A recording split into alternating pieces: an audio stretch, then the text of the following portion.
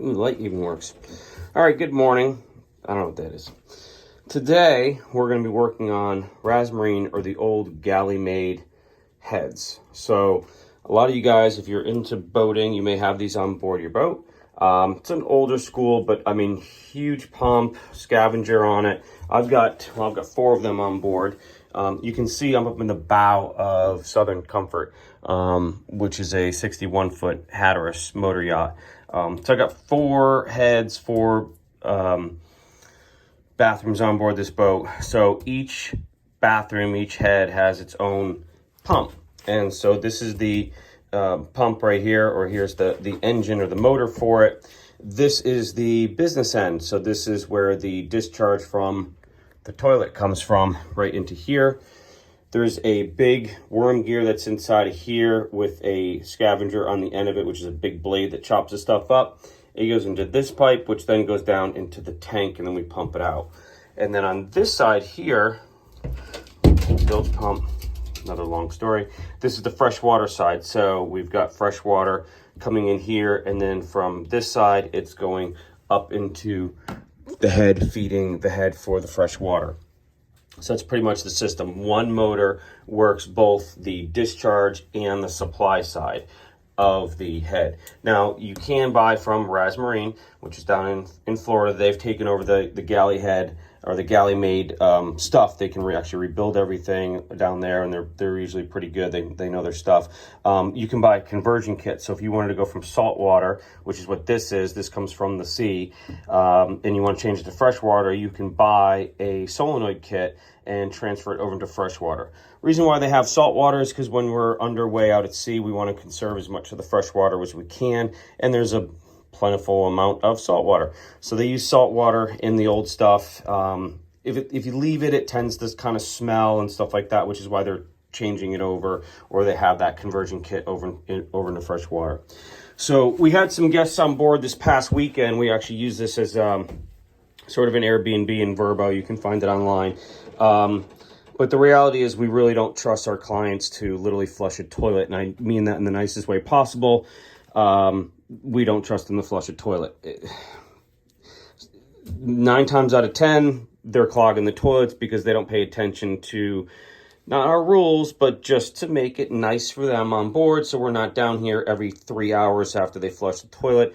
These people decided to put an entire wad of toilet paper down the toilet every single time they flushed it. So consequently, everything has gotten clogged inside of here. So I'm going to have to rip all this apart. Stuff's going to flow all over the place. It's a disaster. It's a nasty, nasty job. We hate doing it. It takes a few hours depending on how long these things have been apart. These hoses with barb fittings and stuff like that, plus 4-inch hose over there, it just gets to be a major pain in the butt. So yeah, these guys clogged this head, and actually the other head over on the other side here, that one, no less than I think 3 times this weekend. And this one is to the point where it's on I think a 20 amp breaker, and it's literally tripping the breaker. So they've obviously not paid attention to what we've told them in regards to how to flush a marine head. I'm going to assume there's probably, I don't know, whatever, cardboard, tinsel, whatever, tampons, all kinds of stuff gets clogged up in here. So I'm going to start ripping this apart. I'll show you what it looks like. I'll show you the mess it makes. It's really pretty disgusting. We usually charge a fee to do this. I'm not going to, just because it's not worth my effort at this point. But we told them 3 times not to do this, and they still continue to do it. And they've left, and it's still clogged. So I'm going to rip it apart, do a little... I don't want to do time lapse because it's really disgusting, but I'll show you what it looks like when it's ripped apart, and then that way you can see how it kind of operates.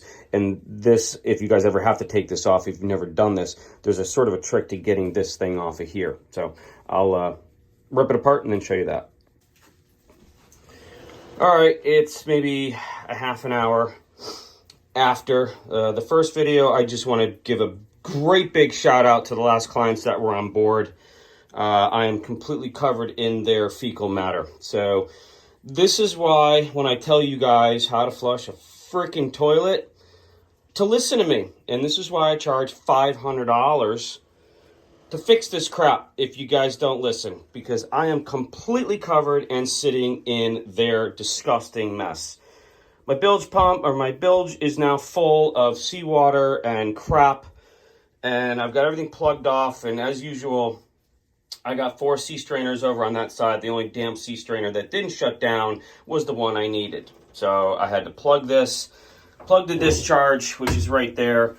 I am literally soaked. So, like, can't even tell you enough of how much I'm tired of this. Like, you guys just need to listen. So we're going to post this for all of our clients that come on board. So if you guys want to giggle and laugh about all of the rules and regulations that we got in terms of flushing a toilet in a boat, now you know why we've got this, because I go through this way more often than I should. So now I've got to deal with this 4-inch hose right here, and I even have my tool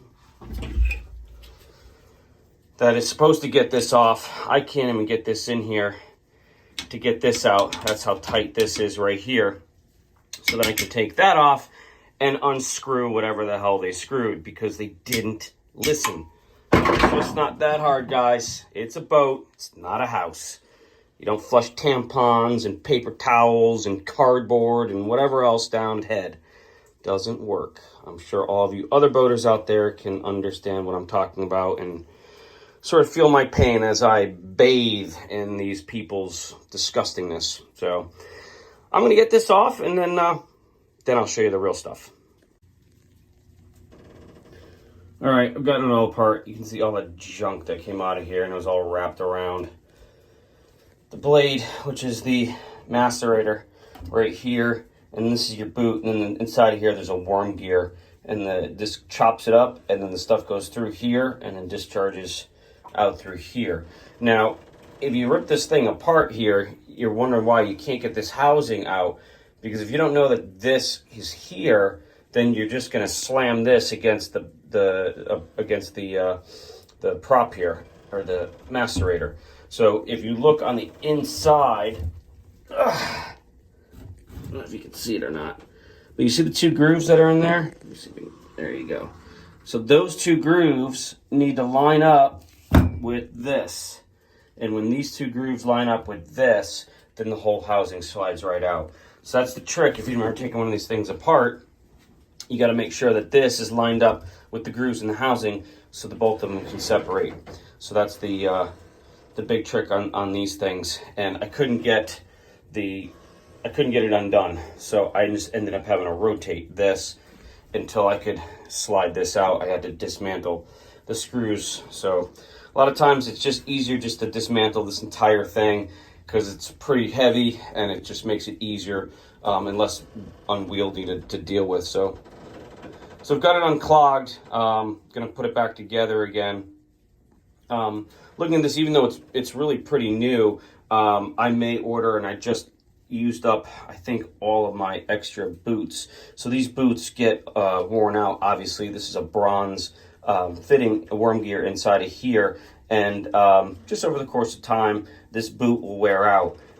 So when it gets to be a little loose and kind of comes in and out, it's not too bad, but it should probably get replaced. So I don't have any more in stock. I'll order some more through Raz Marine, and when it's all clean, take this thing apart again and put a new boot on. And trick about that is, just in case I don't do that, you've got the pump here that works both this side and that side. So if you try and spin this off, it's just going to spin. And so you got to get a screwdriver inside that little hole, a little pinhole right there. I usually use that tool and stick it in there, and that stops the rotor from turning, and then therefore you can spin this off of here. So that's how you do that, because otherwise you can't get this off. It would just keep on spinning, and there's nowhere to purchase on the inside of here. So that's how you do that. You have to stop the rotor, the electric rotor on the inside through that little hole right there, and then it spins off. And then the same thing, spinning it back on. And remember, when you put the boot back on, that this is also your seal. This lip right here is your seal up against this flange, and then this flange here. So you want to make sure that when you put it back on, it's nice and centered. on the flange. And you also don't want to tighten this up too much because you don't want to compress and crush this boot right here. So you can do that as well, and then you've really screwed it up. So that's that. So I'm going to put it back together again and see how it flushes with all of this crap out of it and the toilet paper and everything else. I did try and run Barnacle Buster through it yesterday because I was just so against taking this thing apart. So I think it burned off a bunch of the stuff too. They do have descaler and stuff, which is essentially another acid that you can run through these lines. All the stuff does scale up. So if your system is also draining slow, it could be the fact that all of your lines are completely filled with just junk, feces, waste that builds up and corrodes on the pipes. So again, if you're having a hard time flushing it, that could be part of the cause of it is your actual lines, not necessarily your pump going bad. It's just the pump can't pump all that stuff through because it's like an 80-year-old man that ate bacon since he was 2 years old. His arteries are clogged as hell. So, all right, so I'm going to put it back together again, and we'll see what happens. And final video. Full head, I just flushed it. Push the button, it goes down. You can hear the pump working. There's the flush, and that's it. So no more clog. I don't know what the hell these guys did, but this one and the bow head, they plugged up really, really good.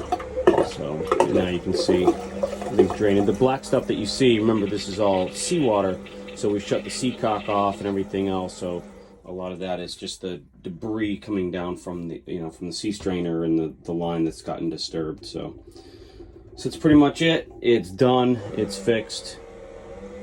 It's draining as it should. I have gone to the dock and completely hosed myself off. And now we'll have to bleach and clean this whole bilge. I mean, you can see on the floor just all the junk. It's disgusting. So this is not a fun project, and this is why we ask people to just, again, pay attention to our little signage and what we ask in terms of using a marine head. And this goes for every boat. Most people that have boats, this is their biggest nemesis, ACs and heads. So like I always say, if you want to be a captain, learn how to work on a head and AC, and you should be a pretty good captain. So I'm going to wrap this up and move on to the next project.